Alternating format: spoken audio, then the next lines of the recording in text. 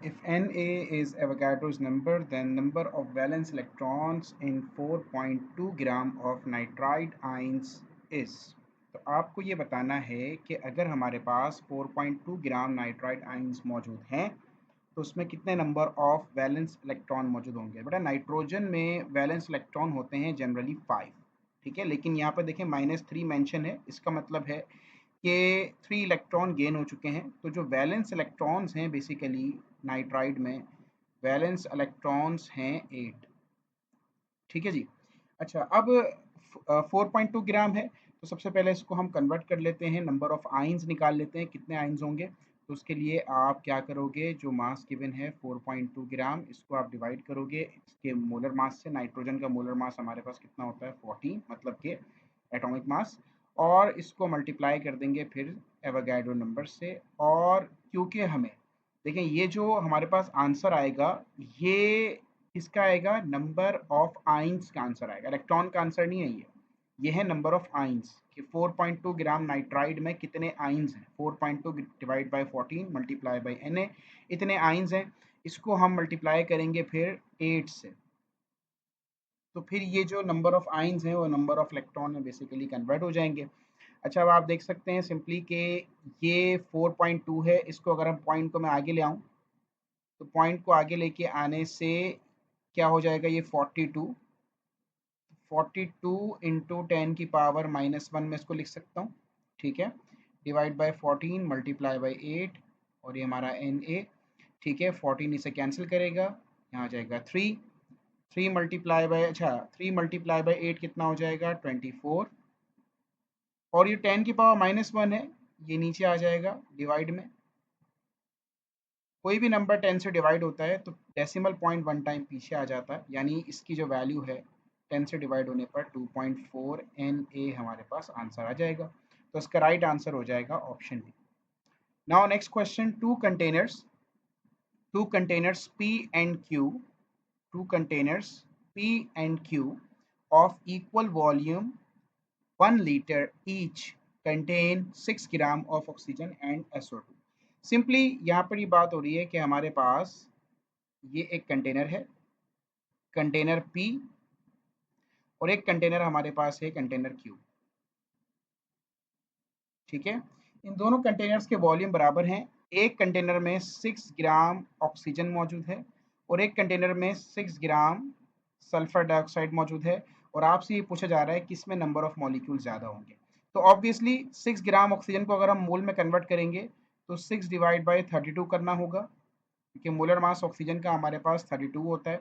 और जब इसको हम कन्वर्ट करेंगे तो 6 ग्राम इसको डिवाइड करेंगे हम 64 से, तो इसके मोल्स आ जाएंगे। तो देखें यहाँ पर 64 से आप डिवाइड कर रहे हैं, यहाँ पर 32 से कर रहे हैं, ऑब्वियसली यहाँ पर नंबर ऑफ मोल क्या होंगे, कम होंगे, तो less number of moles. Number of moles यहाँ पर कम है, इस वजह से जब नंबर ऑफ मोल कम होंगे तो नंबर ऑफ मॉलिक्यूल्स भी कम होंगे। तो क्यू में नंबर ऑफ मॉलिक्यूल कम होंगे पी के मुकाबले में, तो इसका आंसर ऑप्शन सी हो जाएगा। अच्छा, the amount of zinc required to produce 224 ml of hydrogen at on treatment with dilute sulfuric acid। तो बेटा अगर आप जिंक का रिएक्शन करवाते हो डाइल्यूट सल्फ्यूरिक एसिड से, तो डाइल्यूट सल्फ्यूरिक एसिड से रिएक्शन के बाद फॉर्मेशन होगी जिंक सल्फेट की प्लस हाइड्रोजन गैस की। तो इसमें आपको ये बताया गया है कि 224 ml ऑफ हाइड्रोजन, जिसको हम बोल सकते हैं 0.224 लीटर भी इसको हम कह सकते हैं कि इतना लीटर जो है हमारे पास बेसिकली वॉल्यूम क्या हो रहा है, प्रोड्यूस हो रहा है हाइड्रोजन का। और आपको जिंक की अमाउंट बतानी है, कितना जिंक बेसिकली यूटिलाइज हो रहा होगा, इस पर्पज़ में आपको जिंक पता लगाना है। तो बेटा सिंपली आप क्या करें, आपको जो वॉल्यूम गिवन है सबसे पहले आप ये समझ लें कि इक्वेशन के मुताबिक 1 मोल ऑफ जिंक प्रोड्यूस कर रहा है 1 मोल ऑफ हाइड्रोजन, यानी अगर हमारे पास 1 मोल है जिंक का तो 1 मोल जिंक प्रोड्यूस करेगा 22.4 डेसीमीटर क्यूब ऑफ हाइड्रोजन। ऐसे ही ना भाई, कि 1 मोल ऑफ जिंक से 1 मोल हाइड्रोजन बनेगा, और 1 मोल का वॉल्यूम होता है 22.4 डीएम क्यूब। तो अब हम यहाँ पर देखेंगे कि भाई ये जो 0.224 है, ये कितने मोल्स बेसिकली हाइड्रोजन के प्रोड्यूस हुए। ठीक है। तो हम सिंपली मोल निकाल लेंगे। इसके लिए क्या करेंगे, इसको डिवाइड बाय 22.4 करेंगे। जब भी हमें वॉल्यूम से मोल निकालने होते हैं तो हम क्या करते हैं, गिवन वॉल्यूम को डिवाइड बाय 22.4 कर देते हैं अगर एसटीपी की बात हो रही हो तो, ठीक है। तो उसको आप जब डिवाइड करेंगे तो आपको इसमें नंबर ऑफ मोल्स मिल जाएंगे जो कि हमारे पास आएंगे 0.01 मोल, ठीक है। आप इसको 1/100 भी लिख सकते हो, ठीक है। 0.01 मोल बेसिकली हमारे पास आ गए, ठीक है। यानी आप इक्वेशन में देख चुके हो, हाइड्रोजन के मोल कितने प्रोड्यूस होंगे जितने जिंक के मोल कंज्यूम होंगे। तो हाइड्रोजन के मोल कितने प्रोड्यूस हुए हैं वो हमने इस वॉल्यूम से पता लगा लिया कि 0.01 मोल हाइड्रोजन के प्रोड्यूस हुए थे। इट मींस हमारे पास कितने मोल जिंक के कंज्यूम हुए थे, 0.01। तो उसको हम कन्वर्ट कर लेंगे मास में। मास ऑफ जिंक निकालने के लिए हम मोल को मल्टीप्लाई करेंगे मोलर मास से। जिंक का मोलर मास 65 होता है, तो आपको आंसर मिलेगा 0.65 ग्राम। तो आपका राइट आंसर ऑप्शन बी हो जाएगा। अच्छा जी, नेक्स्ट क्वेश्चन है 10 gram of nitrogen gas and 10 gram of gas x at the same temperature contain the same number of molecules, the gas x is. तो आपसे ये कह रहे हैं कि दो गैसेस हैं, एक एक्स गैस है और एक नाइट्रोजन है, दोनों के मास बराबर हैं और इन दोनों के नंबर ऑफ मॉलिक्यूल बराबर हो जाएंगे अगर गैस कौन सी हो। तो देखें, नंबर ऑफ मॉलिक्यूल दो चीजों के तब बराबर होते हैं जब उनके मोल बराबर हो। मास बराबर होने से नंबर ऑफ मॉलिक्यूल बराबर नहीं होते, मोल बराबर होने से नंबर ऑफ मॉलिक्यूल बराबर होते हैं। तो 10 ग्राम ऑफ नाइट्रोजन, नाइट्रोजन का मोलर मास कितना होता है, नाइट्रोजन का मोलर मास बेटा 28 ग्राम पर मोल होता है। तो अब जो गैस एक्स है इसका मोलर मास भी अगर 28 ग्राम पर मोल होगा तो इसके मोल भी बराबर आएंगे नाइट्रोजन के मोल के, और इस तरह दोनों के मॉलिक्यूल्स बराबर होंगे। तो इसलिए हमें क्या करना है, हमें यहाँ पर वो वाली गैस लेनी है जिसके मॉलिक्यूलर मास 28 ग्राम पर मोल हो, और वो गैस हमारे पास है CO। कार्बन 12 होता है, ऑक्सीजन 16 होता है, 12 प्लस 16 इज इक्वल टू 28 ग्राम पर मोल। तो इसका जो आंसर है वो हमारे पास होगा ऑप्शन बी, ठीक है। अच्छा, नेक्स्ट क्वेश्चन है 7.5 grams of gas occupy 5.6 liter of volume at STP, the gas is। तो आपसे ये कहा जा रहा है कि 5.6 लीटर वॉल्यूम है जो गैस ऑक्यूपाई कर रही है, तो उसका मास क्या होगा, वो गैस कौन सी होगी, ठीक है। तो आप सिंपली क्या करें, आपको मास पता है, आपको वॉल्यूम पता है, ठीक है। तो वॉल्यूम को आप मोल में कन्वर्ट कर लें, उससे आप मोलर मास निकाल सकते हैं उस गैस का इजीली, क्योंकि मास आपके पास मौजूद है। देखिए, आपके पास मास मौजूद है, आपके पास वॉल्यूम मौजूद है, तो इस वॉल्यूम से आप नंबर ऑफ मोल निकाल लोगे इजीली। तो आप क्या करें, 5.6 ये आपका वॉल्यूम है, इसको आप डिवाइड करें 22.4 से, तो आपके जो नंबर ऑफ मोल्स हैं बेटा वो कितने आ जाएंगे, 0.25 मोल। आपके जो मोल आ रहे हैं वो 0.25 आ रहे हैं, और आपको क्या फाइंड आउट करना है, मोलर मास फाइंड आउट करना है। तो नंबर ऑफ मोल का फॉर्मूला होता है mass divided by molar mass. Molar mass का फॉर्मूला क्या होगा कि मास को आप डिवाइड कर दें नंबर ऑफ मोल से। मास कितना है 7.5, और नंबर ऑफ मोल आपके हैं 0.25, ठीक है। 0.25 को आप 1/4 भी लिख सकते हो, ठीक है भाई। जब फोर ऊपर, जब इस 1/4 को हम न्यूमरेटर में लेकर आएंगे तो ये 4/1 हो जाएगा, मतलब ये मल्टीप्लाई होगा 7.5 से जाके, 7.5 मल्टीप्लाई बाय 4। तो इसका आंसर बेटा कितना आ जाएगा, 7.5 का ट्वाइस 15 होता है, एंड 4 टाइम करेंगे तो बेसिकली इसका आंसर 30 आ जाएगा। तो इसका राइट आंसर 30 है। तो आप चेक करेंगे इसमें से जिस गैस का मोलर मास 30 है वो आपका राइट आंसर होगा। तो आप देखें 14 प्लस 16, नाइट्रोजन 14, ऑक्सीजन 16, तो इसका मोलर मास 30 है, तो इसका राइट आंसर ऑप्शन बी हो जाएगा हमारे पास। अच्छा जी, इसके बाद number of grams of oxygen in 32.2 gram of sodium sulphate decahydrate. तो सिंपली आप क्या करेंगे बेटा, इसका पूरा मोलर मास आप निकाल लेंगे। सोडियम 23 होता है, 2 से मल्टीप्लाई करें 46 हो गया। सल्फर हमारे पास होता है 32, प्लस 16 मल्टीप्लाई बाय 4 64, प्लस 18 होता है वाटर का मोलर मास, और 10 से मल्टीप्लाई होगा तो ये 180 हो जाएगा। इन सबको आप समअप कर लें तो आपको वैल्यू मिल जाती है, समअप करने पर 322, आपको ये कंप्लीट वैल्यू मिल गई। अच्छा, अब हम सिर्फ ऑक्सीजन की वैल्यू यहाँ पे चेक करेंगे। ये टोटल हमने निकाला, टोटल कंप्लीट पूरे कंपाउंड का, पूरे लाइक इस हाइड्रेट का। और अब हम क्या करेंगे, अब हम सिर्फ ऑक्सीजन का निकालेंगे। ठीक है, तो ऑक्सीजन हमारे पास देखें यहाँ पे 16 multiply by 4, 64 plus 10 multiply by 16, ये 16 है, मल्टीप्लाई बाय 10, 160। इसको आप कर दें ऐड, तो इसको हमारे पास ये वैल्यू मिलेगी 224। ठीक है, अब देखें हमें हमें ये चेक करना है कि इसमें 32.2 ग्राम अगर ये हमारे पास है तो उसमें कितना ग्राम ऑक्सीजन होगा। तो पहले हम ये रेशो निकाल लेंगे कि भाई जब 322 ग्राम है ना ये, तो उसके अंदर 224 ग्राम बेसिकली ऑक्सीजन है। तो हम क्या करेंगे, 224 डिवाइडेड बाय 322, ये हमने इसका फ्रैक्शन निकाल लिया, ये फ्रैक्शन आ गया, इसको मल्टीप्लाई कर देंगे गिवन मास से जो कि हमारे पास 32.2 है। आप इसे कैंसिल आउट करें, देखिए 32.2, और जब ये इसको कैंसिल करेगा 32.2 और 322 यहाँ पर आएगा 10, ये से कैंसिल करेगा।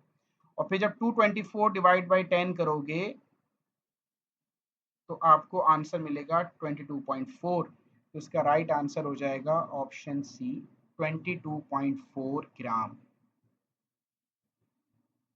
अच्छा जी, the simplest formula of a compound containing, अब देखिए यहाँ पर आपको 50% एलिमेंट x है, 50% एलिमेंट y है।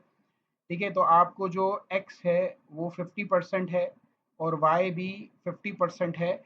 अच्छा, x का जो परसेंटेज है 50, उसको आप डिवाइड कर दें उसके एटॉमिक मास से, जो कितना है 10, क्योंकि आप जानते हैं मोल रेशो निकालने के लिए, mr निकालने के लिए हम क्या करते हैं, एटॉमिक मास से डिवाइड करते हैं। तो आप इसको डिवाइड करेंगे, आपको यहाँ मिलेगी 5 वैल्यू।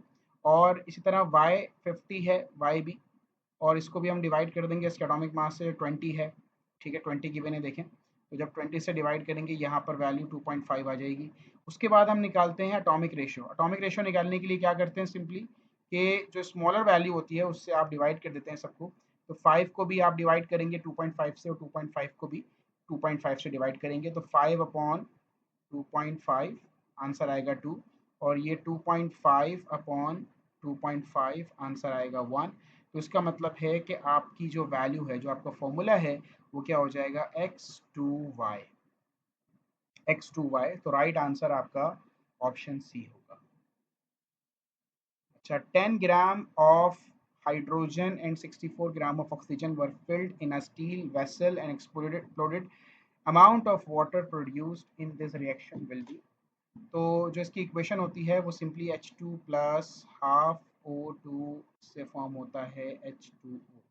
ठीक है भाई, तो सबसे पहले हमें चेक करना है इसमें से लिमिटिंग रिएक्टेंट कौन सा है। हाइड्रोजन के कितने मोल्स हमारे पास अवेलेबल हैं, 10 ग्राम ऑफ हाइड्रोजन है, तो उसको हम मोल में कन्वर्ट कर लेते हैं, 10 डिवाइडेड बाय 2, आपका इसके आंसर कितना आ गया, 5 मोल्स।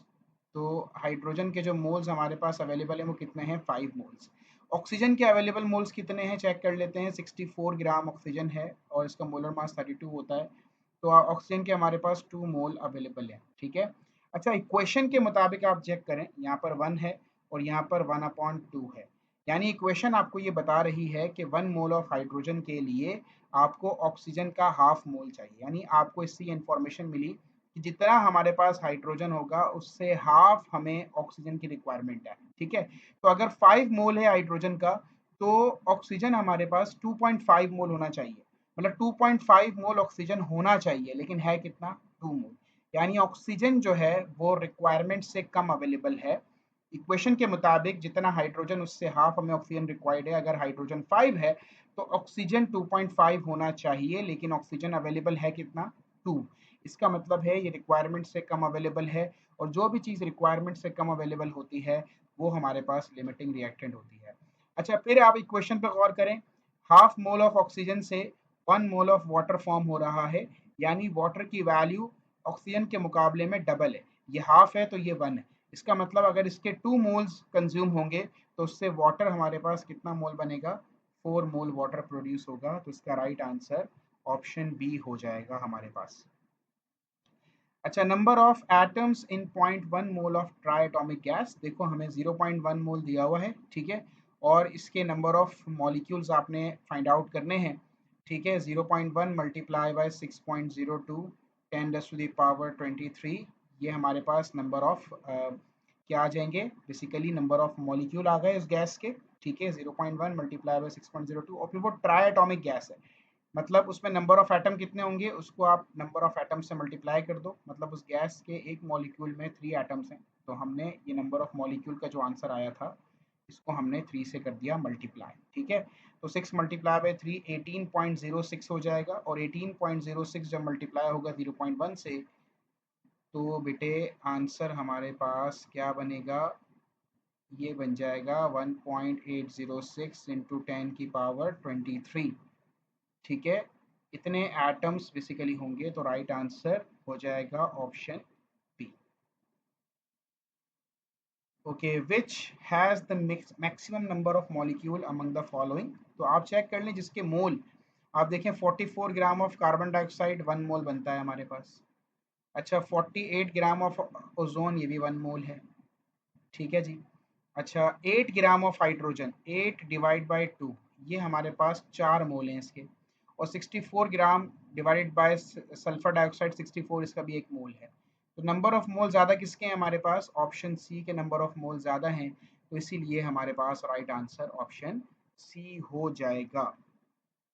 अच्छा जी, नेक्स्ट क्वेश्चन है कि अगर हम कंसिडर करें कि जो हमारा स्टैंडर्ड है 1/12 of the mass of carbon atom, जो हम यूज़ कर रहे होते हैं रिलेटिव एटॉमिक मास को डिफाइन करने के लिए, अगर इसको 1/12 की बजाय अगर हम कर दें इसको 1/6, ठीक है, तो देखें ओरिजिनल जो है वो केस क्या है कि 1 AMU की जो वैल्यू होती है वो 1/12 ऑफ कार्बन होती है। ठीक है, 1/12 ऑफ कार्बन होती है। ठीक है, 1 AMU। अगर इसको मैं 1/6 ऑफ कार्बन कर दूं, तो मतलब ये मैंने डबल कर दिया ना, 1 AMU की जो वैल्यू है अब उसको मैंने बेसिकली यूनिट डबल हो गई, यूनिट जो है डबल हो गई ना भाई। 1 AMU, 1 AMU पहले 1/12 ऑफ कार्बन के बराबर था, अब वो 1/6 ऑफ कार्बन के बराबर है, मतलब यूनिट डबल हो गई।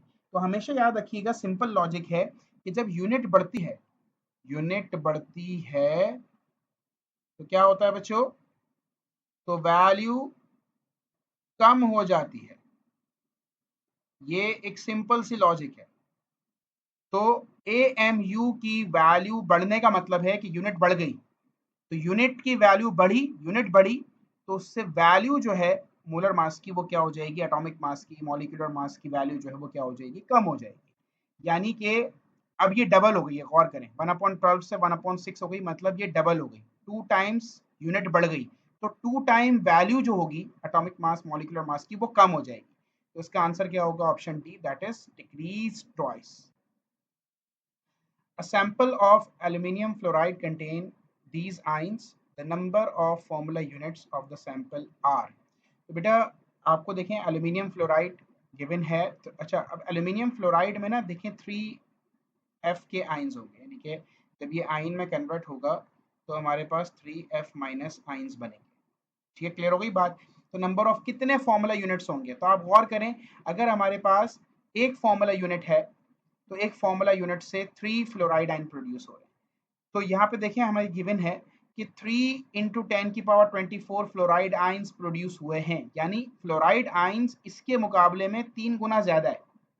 फ्लोराइड आयन जो है वो एल्यूमिनियम फ्लोराइड के मुकाबले में 3 गुना ज्यादा है, और एल्यूमिनियम फ्लोराइड फ्लोराइड के मुकाबले में 3 गुना कम है। तो मतलब आप इसको 3 से डिवाइड कर देंगे, सिंपल इज दैट। ठीक है ना, यानी देखो 1 मोल से इसके 3 मोल बन रहे हैं, इसके 3 मोल 1 मोल से बन रहे हैं, सिंपल इज दैट। तो इसका मतलब है जो वैल्यू होगी 1.0 10 की पावर 24 एल्यूमिनियम फ्लोराइड के जो फॉर्मूला यूनिट्स होंगे वो प्रोड्यूस करेंगे 3.0 10 की power 24 fluoride ions. 12 gram of magnesium, जिसका एटॉमिक मास 24 होता है, will react completely with hydrochloric acid to give. तो आप देखें बेटा इसका सिंपल जो इक्वेशन है, magnesium plus hydrochloric acid formation होगी मैग्नीशियम क्लोराइड की प्लस हाइड्रोजन गैस की, बैलेंस करने के लिए आप यहाँ पे लगा दो 2। अब देखें इक्वेशन के मुताबिक जितना मोल मैग्नीशियम का है उतना ही मोल हाइड्रोजन का प्रोड्यूस हो रहा है, 1 मोल ऑफ मैग्नीशियम से 1 मोल ऑफ हाइड्रोजन प्रोड्यूस हो रहा है। तो 12 ग्राम ऑफ मैग्नीशियम का मतलब है एटॉमिक मास इसका 24 है, तो 12 डिवाइड बाय 24 आंसर क्या आएगा, 0.5 मोल। यानी मैग्नीशियम का मोल कितना है 0.5 और इक्वेशन आपको बता रही है जितना मोल मैग्नीशियम का उतना मोल हाइड्रोजन का, यानी हाफ मोल प्रोड्यूस होगा हमारे पास हाइड्रोजन का।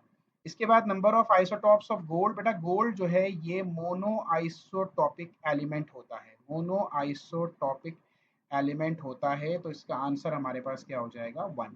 The number of isotopes of tin, tin के जो नॉन आइसोटॉप्स हैं वो बेटा 11 होते हैं।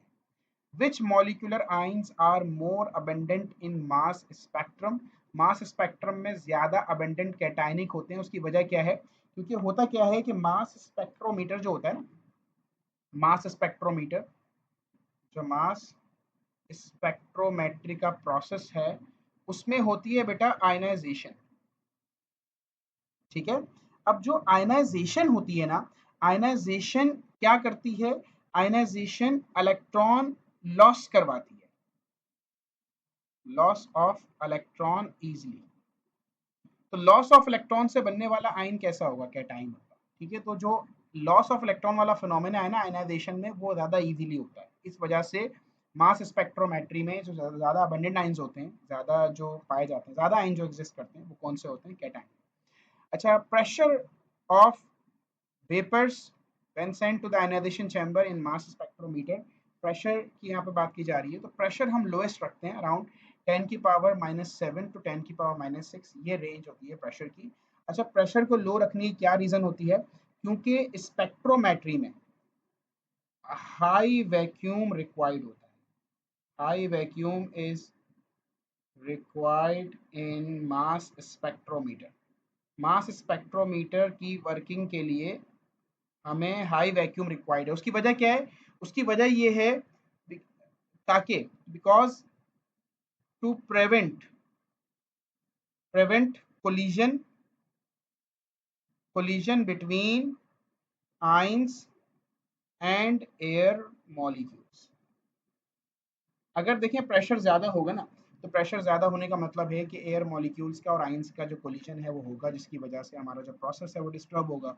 इस वजह से हम क्या करते हैं, इस वजह से हम यूज करते हैं हाई वैक्यूम। अच्छा जी, इसके बाद मतलब ये प्रेशर, ये ऑप्टिमल प्रेशर है जो कि यूटिलाइज किया जाता है। 9.8 grams of sulphuric acid contain how many moles of, produce how many moles of H plus ions.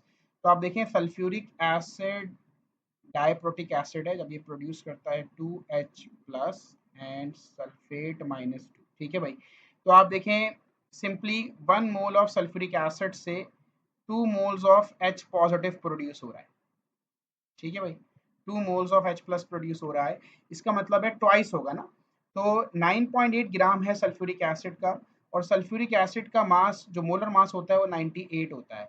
तो उसको डिवाइड करें, number of mole sulphuric acid के 0.1 मोल आ रहे हैं, और इक्वेशन के मुताबिक जितने मोल सल्फ्यूरिक एसिड के हैं उससे ट्वाइस H प्लस के हैं, यानी अगर ये 0.1 मोल है इसके, तो H प्लस कितना होगा, 0.2 मोल होगा। इसके साथ ही हमारी ये वाली फाइल कंप्लीट हो गई। इसी तरह से इसका एक टेस्ट 2 है, वो भी इंशाल्लाह अपलोड हो जाएगा बहुत जल्द। इसको आप लोग ज़रूर प्रैक्टिस करें, ये बहुत आपके काम आएंगे इंशाल्लाह। जज़ाकल्लाह खैर, अल्लाह हाफ़िज़।